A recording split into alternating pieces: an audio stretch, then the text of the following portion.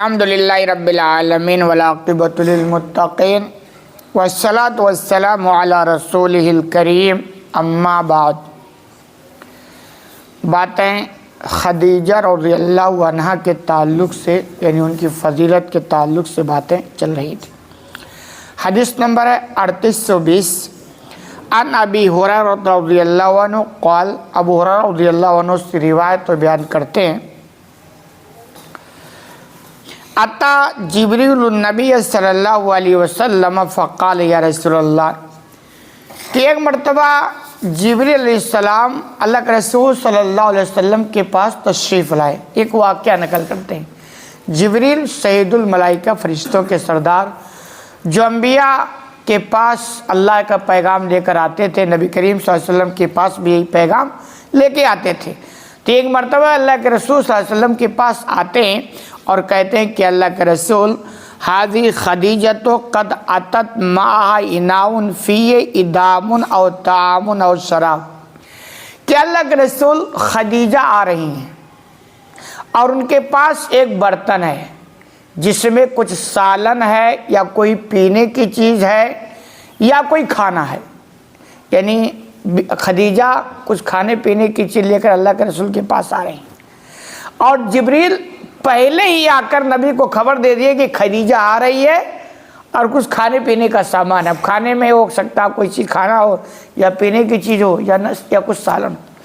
تو یہ ہے کہ جو بیویاں ہوتی ہیں حقیقت میں نیک بیویاں، وہ اپنے سے زیادہ خیال اپنے شوہروں کی کرتی ہیں، اپنے شوہروں کی کرتی ہیں کہ ان کو اچھا سے کھلائیں، اچھا پہلائیں، ان کا پورا خیال کریں، کیونکہ ان کے دماغ میں ہوتا ہے کہ ان کو راضی کریں گے تبھی ہماری بات بنے گی۔ کیونکہ وہ حدیث ہے نا کہ کوئی عورت اس حال میں مری کہ اس کا آدمی ناراض تھا، کتنی ہی دیندار کیوں نہ رہی، وہ معاملہ بہت ٹیڑھا ہے۔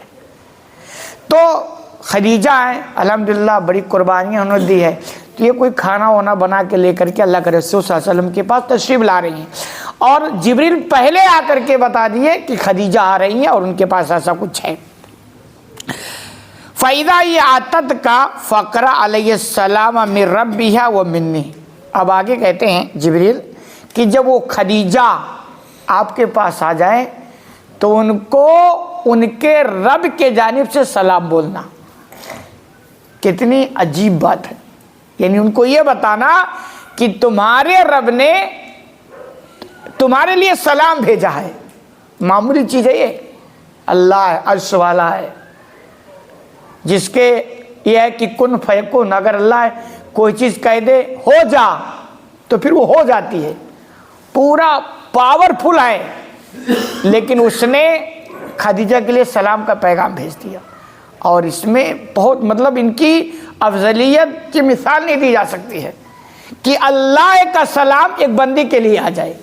اب تھوڑا سا آپ اگر اپنے آپ پر غور کریں کہ آپ ایک چھوٹے آدمی ہوں اور ایک بڑا آدمی آپ کو سلام کر دے تو آپ کو خود فیلنگ ہونے لگتی ہے، یار یا بندہ کچھ مجھے سمجھ رہا ہے یا تو بندے کو مجھ سے محبت ہے، وہ بندہ اتنا اونچا اور کمزوروں سے بھی محبت کرتا ہے۔ تو یہ ہے کہ اللہ رب العالمین سلام بھیج دیا خدیجہ کے لیے، اور جبریل کو بھیج کر بتایا کہ جاؤ اللہ کے رسول کو بتاؤ اور اللہ کے رسول خدیجہ کو بتائیں کہ تمہارے رب نے تمہارے لیے سلام بھیجا ہے۔ اور آگے جبریل کہتے ہیں وہ میرے جانب سے بھی ان کو سلام۔ جب اللہ سے سلام ان کے لیے بھیج دیا تو پھر میرے جانب سے بھی تو سلام رہے گا۔ آگے بیان کرتے ہیں وَبَشِّرْهَا بِبَيْتٍ فِي الْجَنَّةِ مِنْ قَصَبٍ، ایک خوشخبری تو یہ ہے کہ اللہ کا سلام تمہارے پاس آ گیا۔ دوسری خوشخبری یہ ہے کہ ان کے لیے جنت میں موتیوں کا محل ہے، موتیوں کا محل ہے۔ جنت کی خوشخبری دنیا میں مل گئی، اور آگے فرمایا لا صخبہ فیہ ولا نصب، وہ جنت یا وہ محل جس میں نہ کوئی شور شرابہ ہوگا اور نہ کوئی تھکان ہوگی، نو ٹینشن، وہ جگہ ہے۔ ہوتا ہے کہ جب آدمی دنیا میں قربانیاں دیتا ہے نا تو جب اس کو ایک آس ہوتی ہے کہ ہمیں ان قربانیوں کے بدلے میں کچھ ملے گا تو اس کی قربانیاں بڑھ چڑھ کر ہوتی ہیں۔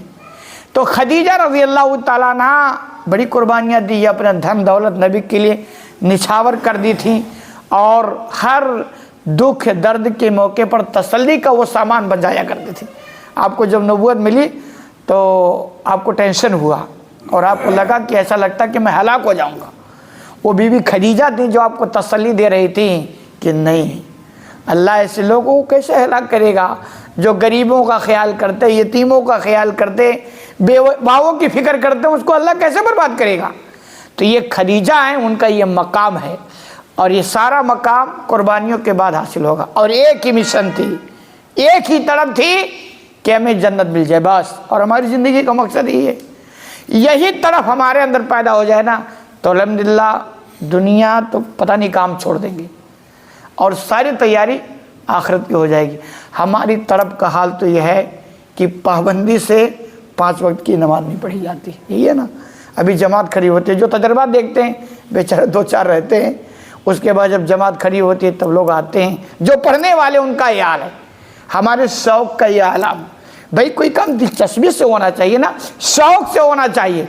शौक़ में भाई वो आप पढ़ते हैं कि जिसको आज के शायद तले जगह मिलेगी, उनमें से वो भी बंदा होगा जिसका दिल मस्जिद से लटका रहता, मुअल्लकुम बिल मस्जिद, मस्जिद से लटका रहता है।